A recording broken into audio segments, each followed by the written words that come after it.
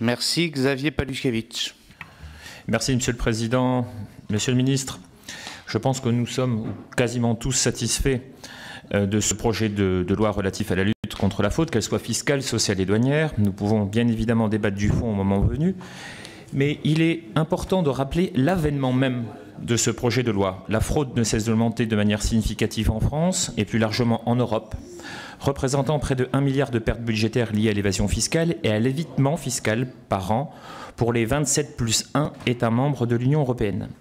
Par ce texte, nous voyons bien que la France souhaite prendre à bras-le-corps la problématique de la fraude, et c'est tant mieux. C'est pourquoi j'aimerais connaître votre avis, Monsieur le Ministre, sur cette porosité fiscale qui touche la France, celle liée à l'Union européenne. Nous voyons que cette fraude, mais aussi et surtout cet évitement, se fait à l'orée de nos frontières.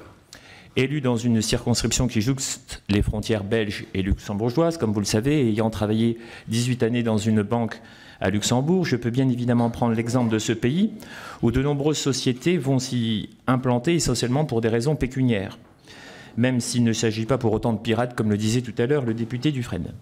De fait, ne pensez-vous pas qu'il faille négocier en premier lieu avec les pays limitrophes de la France pour une meilleure harmonisation de l'impôt et ainsi amoindrir le manque à gagner ?